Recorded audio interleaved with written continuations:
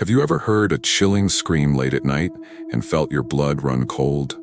Legends tell of the Banshee, a ghostly woman whose cries mean death is near. Tonight, we'll reveal 3 haunting stories of real encounters with the Banshee. Listen carefully. She might just be outside your window. Tommy Maguire lived on a small farm in the countryside. He was only 12 years old, with hair as red as fire and freckles all over his face. Tommy loved exploring the fields and the nearby woods, but his grandmother always warned him to stay away after dark. One night, Tommy heard a strange sound outside his bedroom window. It sounded like crying, soft at first, but growing louder. Tommy tried to ignore it, pulling his covers tighter, but curiosity got the best of him. He slipped on his boots and sneaked outside, guided only by the moonlight. The crying grew louder as Tommy reached the edge of the dark woods. "Hello?" he whispered nervously. The wind howled, rustling the trees, but the crying kept going. Tommy stepped forward, deeper into the forest, his heart pounding. Suddenly he saw her, a woman dressed in white, glowing faintly. Her hair was long and wild, and her eyes glowed like tiny moons. She floated above the ground, weeping bitterly. Tommy froze. He knew this was the Banshee from his grandmother's stories. "Who's there?" Tommy called out, his voice shaking. The ghostly figure stopped crying and turned her head slowly toward him. Her eyes narrowed, and she let out a terrible scream that echoed through the night. Tommy covered his ears, stumbling backward, terrified. He raced home, locking the door behind him, breathing hard. The next morning, his grandmother asked why he looked so pale, but Tommy kept quiet, hoping it had been just a bad dream.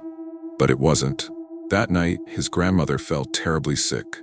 Days later, she passed away, and Tommy knew deep in his bones that the Banshee had warned him. Now Tommy sits alone in the old farmhouse, always afraid that he might hear the crying again, wondering if he'll ever escape the ghostly woman's gaze. In the small village of Ballymore, a quiet lake lay hidden behind tall reeds and shadowy trees. Nobody visited it because the villagers believed it was cursed. They whispered stories of a woman who drowned there long ago and became a banshee. Sarah, a brave 10-year-old girl, didn't believe in these silly stories. She dared her friends to go to the lake with her, but they always chickened out. Sarah decided she'd prove them wrong by going alone.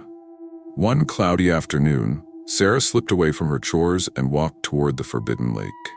The path was muddy and the sky grew darker as she moved closer. When Sarah finally reached the lake, she felt uneasy. The water was dark, still like glass, and everything was quiet.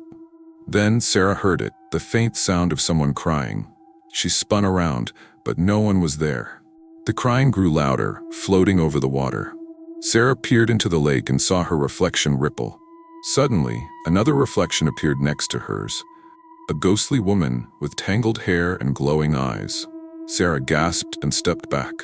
The woman began to rise slowly from the water, reaching out her pale hands toward Sarah. "Please, leave me alone," Sarah cried, turning to run.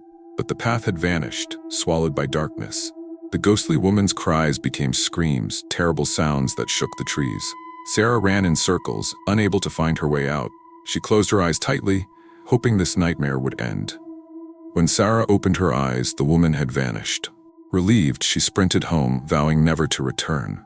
But that very night, she heard the crying again, outside her bedroom window. She hid under her blanket, shaking, knowing the Banshee was still waiting by the lake, calling for her. Ake was new to the small Irish village. He hated moving from place to place, especially because he never had enough time to make friends. This village was especially strange, with narrow roads surrounded by dark forests. One night, Jake was walking home alone after a soccer game.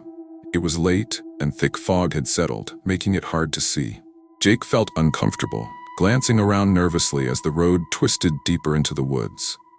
Then, he heard a soft sound, crying coming from somewhere nearby. Jake stopped, confused. "Is someone hurt?" he called out. The crying got louder, echoing eerily through the foggy trees. Suddenly, a chill ran down Jake's spine. From the mist, a figure appeared. A woman in a long white dress, her hair tangled and wild. Jake remembered the stories about the Banshee and felt his heart leap into his throat. He froze, unable to move as the woman slowly floated closer. "Please, don't hurt me," Jake whispered, shaking. The ghostly figure paused, her glowing eyes locking onto his. Then she opened her mouth wide and screamed, an awful, deafening cry. Jake covered his ears and fell to his knees, begging it to stop. When the screaming ended, the woman was gone. Jake jumped up and ran as fast as he could, not looking back. At home, he slammed the door shut, panting and terrified. His mother saw his pale face and asked what was wrong, but Jake was too scared to speak. That night, he lay awake in bed, listening to the wind. Then he heard it again, the crying outside his window, soft but clear. Jake knew the Banshee had found him, and he wondered fearfully what her visit meant this time. In a tiny village near the sea stood an old, abandoned cottage that villagers avoided. They claimed it was haunted by a Banshee who appeared before tragedies. Danny, a fearless 11-year-old, laughed at these tales. He loved mysteries and decided to prove everyone wrong. One stormy evening, Danny sneaked out, flashlight in hand, determined to explore the cottage. As he reached the cottage, lightning flashed, showing the broken windows and rotten door. Danny took a deep breath and stepped inside. The house creaked loudly as Danny moved around. He shivered, suddenly feeling colder. Then from upstairs, he heard someone softly crying. Danny's heart raced, but he bravely climbed the creaky stairs, following the sad noise. At the top, Danny saw a pale glow coming from one of the rooms. He peeked inside and saw her, the ghostly woman in white, crying softly in the corner. Her tangled hair covered her face. Danny stepped closer, trying to speak, but fear choked him. The Banshee slowly lifted her head, staring at him with glowing eyes. Suddenly, she screamed, a terrible, piercing cry. Danny covered his ears, dropping his flashlight. Darkness closed around him as he stumbled backward, falling down the stairs. Danny woke up outside, soaked by rain. Terrified, he ran home, never speaking of that night. But the villagers knew he'd seen something terrible because tragedy soon followed. Danny heard the crying every night after, knowing the Banshee had marked him forever. So next time you hear a strange cry in the dark, ask yourself, is it just your imagination? Or is the Banshee out there, waiting and watching? Be careful, because you never know when her scream might mean the end.